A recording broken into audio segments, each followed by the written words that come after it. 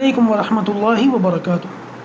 نحمدہ ونصلی علی رسولہ الکریم، اما بعد۔ امید کرتا ہوں کہ آپ تمام ساتھی خیر و عافیت سے ہوں گے۔ دوستوں، ابھی حال ہی میں ایف ایس زیبانی نام کا ایک شخص ہے۔ اس شخص کا فتنہ بڑے زوروں پر تھا اور اس کی باتیں بہت عجیب و غریب ہوا کرتی تھیں۔ بڑے بڑے اس نے دعوے کیے، بڑے لوگوں کو گمراہ کرنے کا یہ ذریعہ بنا۔ اس کی مکمل اسٹوری کیا ہے، مکمل اس کی کہانی کیا ہے، یہ کہاں سے آیا تھا اور یہ کس قسم کی باتیں کرتا تھا، آج کی اس نشست میں انشاءاللہ ان 2-3 منٹوں میں اس کو سمجھنے کی ہم کوشش کریں گے۔ یہ جو شخص تھا، دیکھنے میں تو یہ 16-20 سال کا 16-18-20 سال کا ایک نوجوان لڑکا لگ رہا تھا، لیکن اس کا دعویٰ تھا کہ میری عمر 450 سال سے بھی زیادہ ہے، 450 سال سے زیادہ میری عمر ہے، اور معاذ اللہ یہ یوں کہتا تھا کہ میں شیطان کا نبی ہوں، شیطان نے مجھے اپنا پیغمبر بنا کر کے بھیجا ہے، اور میرا مقصد یہ ہے کہ لوگوں کو خدا کی خدائیت سے نکال کر شیطان کی جو ہے عبادت میں لگانا، شیطان کا پیروکار بنانا۔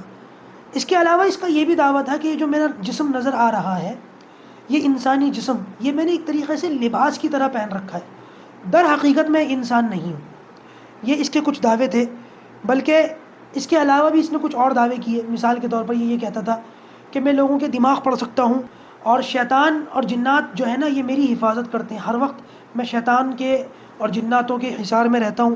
اس کے علاوہ اس کا حلیہ اگر آپ دیکھیں گے تو آپ کو بڑا عجیب سا لگے گا، عجیب سے اس کے بال، عجیب سے اس کے لباس، کان ناک چھدے ہوئے، اور حلیہ ایسا کہ دیکھے سے ہی کراہیت آتی تھی، لیکن ساتھ ساتھ اس لڑکے کے اندر بڑی زبردست صلاحیت تھی۔ اللہ تعالیٰ نے اس کو بولنے کا ملکہ دیا تھا، یہ جب کبھی بھی بات کرتا تھا اس منطقی انداز سے سوالات کرتا تھا کہ کوئی بھی اس کی باتوں کا جواب نہیں دے پاتا تھا۔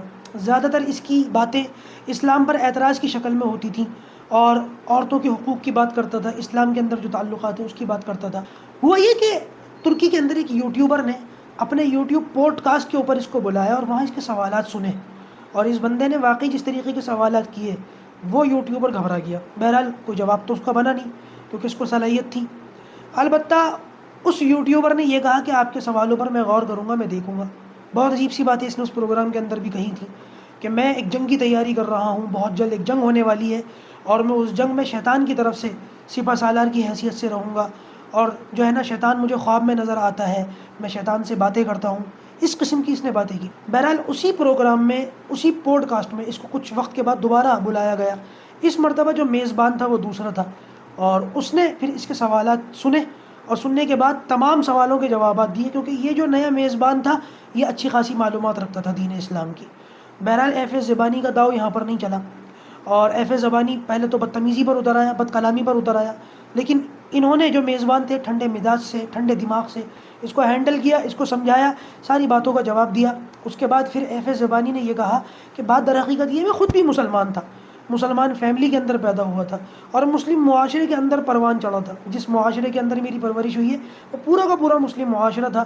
اس معاشرے میں رہتے ہوئے پھر میرے اوپر یہ معاملات آئے کہ میں نے دین اسلام کو چھوڑ دیا، میں بیزار ہو گیا، شیطان کے جھانسے میں آیا، اور میں نے اپنا یہ حلیہ بنا لیا۔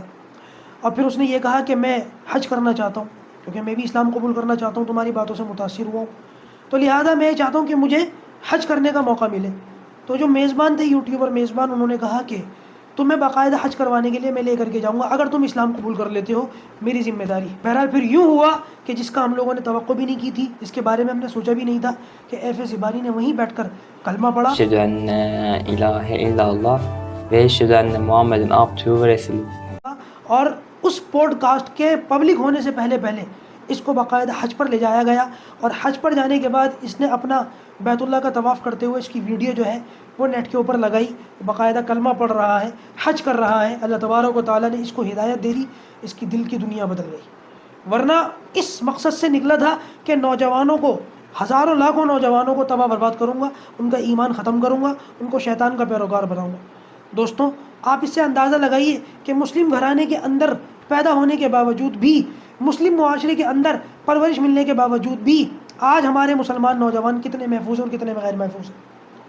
اس کی ضرورت، اس لیے ضرورت اس بات کی ہے کہ ہم اپنے بچوں کو اس ماحول کے ساتھ ساتھ وہ دینی معلومات بھی فراہم کرے کہ جس سے ان کے ذہنی خدشات دور ہوں. جو شکوک و شبہات آج کے اس دور میں دین اسلام کے متعلق لوگوں کی جانب سے اور دشمنان اسلام کی جانب سے پیش کیے جا رہے ہیں، ان تمام سوالوں کے جوابات ان کو پرووائڈ کیے جائیں. علماء باقاعدہ اس میدان میں آگے آئیں اور نوجوانوں کے خدشات کو دور کریں، ورنہ یہ نسل بربادی کے بالکل دہانے کے اوپر کھڑی ہوئی ہے اور احساس نہیں ہے کسی کو. اللہ تبارک و تعالیٰ ہمیں یہ بات سمجھنے کی توفیق نصیب فرمائے.